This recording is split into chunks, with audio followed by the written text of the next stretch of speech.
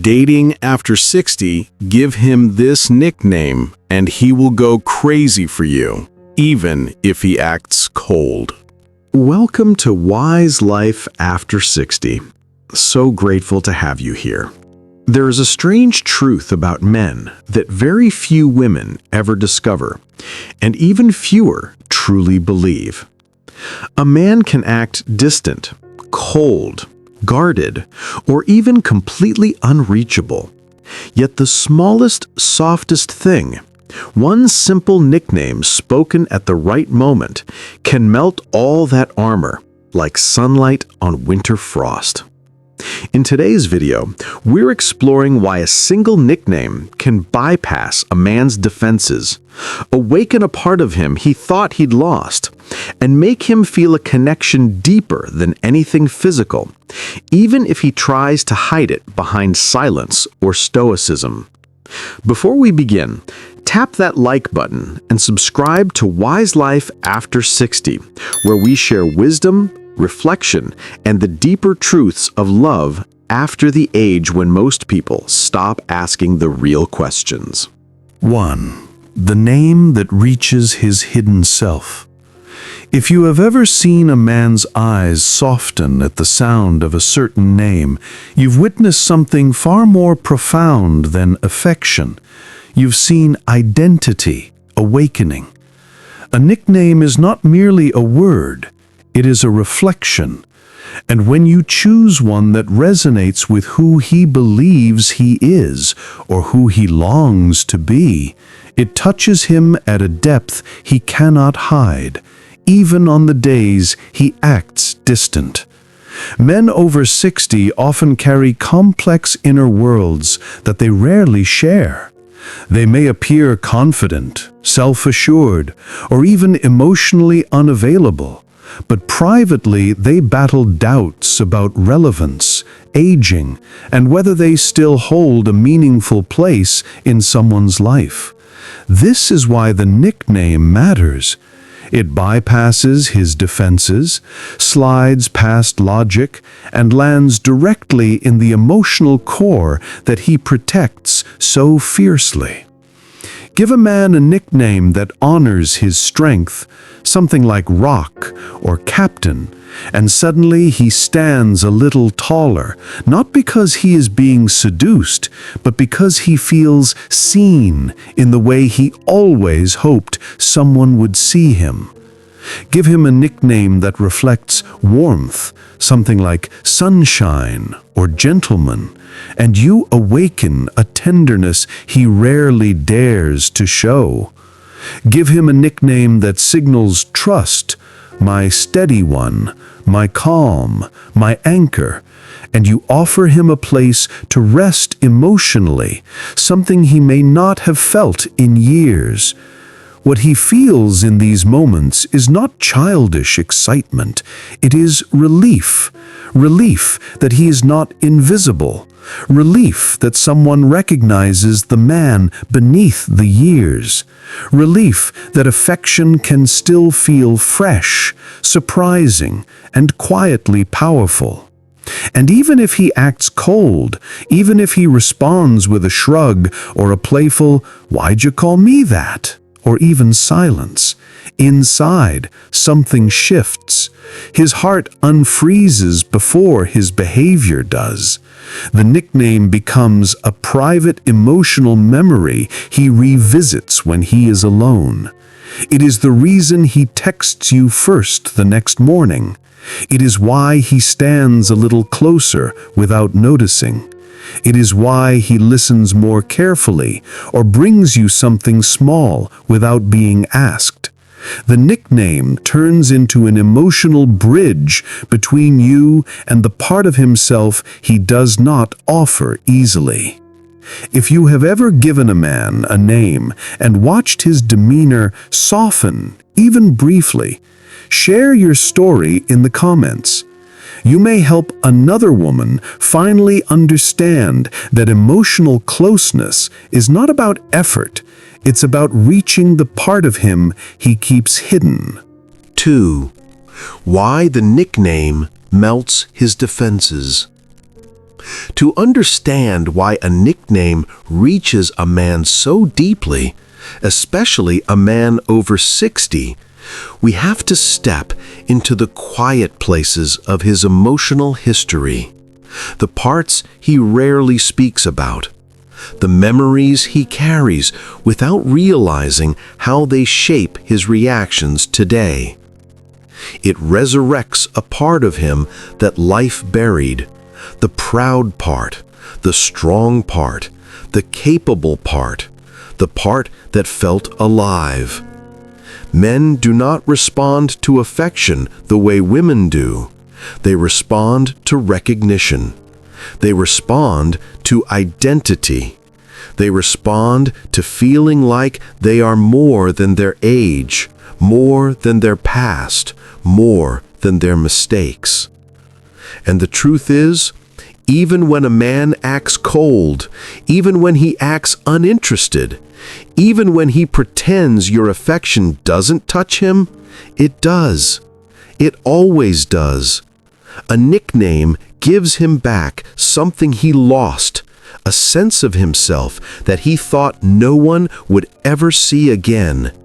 It reaches the man behind the mask. It awakens the version of him he wishes he still was. 3. The emotional shift he hides but can't control. When a man over 60 hears a nickname that touches the part of himself he keeps buried, something subtle but unmistakable begins to unfold inside him. It doesn't happen in a dramatic wave, and it rarely shows on the surface right away. Instead, it begins quietly, almost imperceptibly, like a light being switched on in a room he thought would always remain dark. The nickname becomes a doorway, and through that doorway, a flood of long-suppressed feelings begins to move. Men are expert at hiding this, not because they want to deceive, but because emotional exposure has often been costly for them over many years of living. They have learned, through heartbreak or responsibility or quiet disappointments, that vulnerability is safer when kept in the invisible corners of their inner world. But the nickname disrupts that rule. What happens next is something most men would never put into words. He begins to feel himself wanting to move closer to you without knowing why. He becomes more observant, more attentive, almost unconsciously protective. He listens more carefully. He looks at you a beat longer. He remembers details he usually wouldn't. It's not something he decides to do. It's something his heart begins doing before his mind has a chance to stop it. In that moment, he is not reacting to affection. He is reacting to belonging. And belonging feels different at this age. It carries more weight, more sincerity, more depth. It's no longer about attraction or chemistry. It's about emotional refuge. A nickname signals something powerful. I see you, not the role you play, not the age you are, not the mask you wear.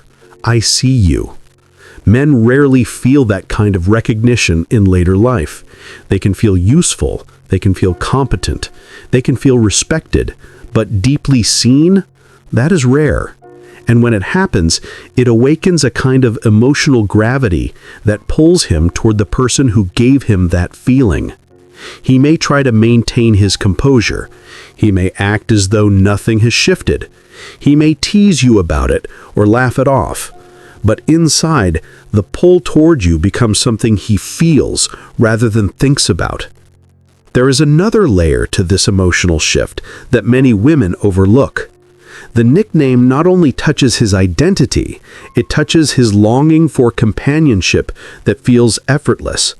At this stage of life, men don't want relationships filled with complications or performance. They want simplicity, ease, a sense of peace. When you give him a nickname that feels warm, personal, or affirming, he associates you with that ease. He begins to relax in your presence without realizing it. His guard lowers, his chest loosens, his breathing slows. He no longer feels he has to perform or impress. He simply feels at home. And that sensation, for a man who has spent decades carrying emotional armor, is more intoxicating than any physical intimacy. Men might never say, "This nickname changed the way I feel about you," but their behavior reveals everything. They initiate more conversations. They make small gestures of care. They prioritize you. They begin thinking about you when you're not there. They start imagining you in their everyday life without knowing they're doing it. And all of this happens because one part of him that he thought was unreachable has been touched gently, respectfully, and without demand. 4. The moment he realizes you see the man he tries to hide. There is a moment in every man's life, especially after 60, when affection stops being about romance and becomes something much quieter, much more human. It's the moment he realizes that someone sees the man beneath the years, beneath the routines, beneath the armor he has worn for so long that he almost forgot it was armor. I once knew a woman named Caroline who had met a man, Daniel, in a photography workshop for retirees. She was warm and witty, the kind of woman whose presence made a room feel gentle. He was quieter, the kind of man who carried himself with quiet pride, yet seemed slightly alone even in a group. During their first week, she noticed something about him that no one else seemed to see. Whenever he lifted his camera, his entire expression softened, almost like he stepped out of his ordinary life and returned to a younger version of himself, focused, curious, quietly joyful. One afternoon, as they walked back to the parking lot, she smiled and said, "You know, you turn into Mr. Focus when you're behind that lens." He paused, surprised not by the words, but by the warmth behind them. "Mr. Focus," he repeated, half amused, half exposed. She nodded. "It suits you. It's who you are when you forget to hide." As the workshop continued, he noticed he was gravitating toward her in ways he didn't fully understand. He held eye contact a little longer. He found himself checking whether she had arrived. He felt his chest loosen, a feeling he hadn't associated with another person in many years. And what surprised him most was not the nickname itself, but the way she said it. It carried no pressure, no demand, no expectation. It was affectionate without being possessive, playful without being childish, warm without crossing boundaries. One Saturday, the group went on a nature walk to practice landscape shots. Caroline struggled with her tripod, and Daniel stepped in to help her. Not in the way men sometimes help, to impress or to feel necessary. It was different, almost instinctual. As he steadied the tripod legs, she whispered, "There's Mr. Focus again." He froze for a second, not because he was embarrassed, but because her voice had landed exactly where he tried so hard to stay guarded. Something inside him gave way, a soft recognition he wasn't prepared for. He didn't say anything, but he looked at her in a way that startled them both, a look of someone who felt deeply seen, maybe for the first time in a long time. Later that evening, he admitted to himself something he hadn't wanted to face. He was becoming attached. Not because she flirted, not because she complimented him, but because she had touched something in him that had been quiet for decades, the longing to be understood without explanation. She had given him a sense of emotional safety that felt effortless, an emotional warmth he didn't realize he still needed. Within weeks, others in the group noticed the subtle shift. Daniel was no longer standing at the back or drifting on the edges. He was animated, open, sometimes even laughing out loud. And whenever Caroline spoke, he listened with a stillness that said everything. He didn't call her darling, didn't shower her with dramatic words, didn't rush into anything. But when she wasn't around, he felt the absence. And when she was near, something in him relaxed in a way he couldn't hide. Caroline once told a friend, "I didn't do anything special. I just called him by the part of himself he forgot." And in many ways, that was the truth. Sometimes all it takes is a single nickname, spoken with sincerity, to reach the version of a man who still wants to be chosen, still wants to be valued, still wants to be seen for who he is beneath everything life has layered onto him. 5. The nickname only works when it touches this one hidden need in him. Every nickname that reaches a man's heart has something in common, and it has nothing to do with cuteness, cleverness, or romantic charm. The nickname works only when it reflects something he wants to believe about himself, but is afraid no one truly sees. When you give him a name that connects him to competence, calm strength, humor, reliability, or quiet confidence, you are not flattering him. You are restoring something he thought time had taken. And he feels that restoration immediately, long before he understands it rationally. It's not manipulation, it's recognition.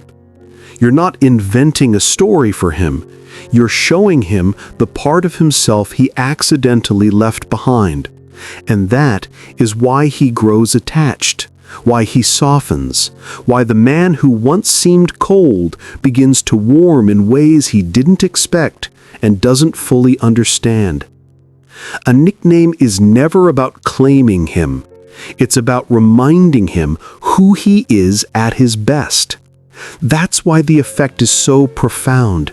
Because all human beings, not just men, respond deeply to the experience of being mirrored, not for their flaws, not for their age, not for the things they've lost, but for the qualities that remain, the qualities that still shine when someone cares enough to notice them.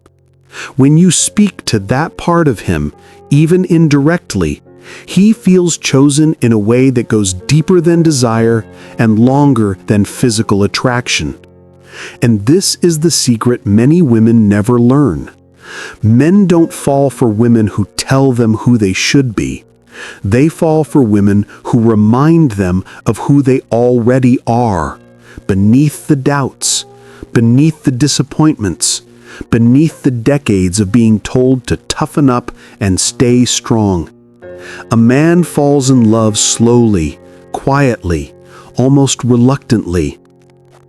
But he stays when he feels seen in a way that isn't demanding, isn't dramatic, and isn't performative.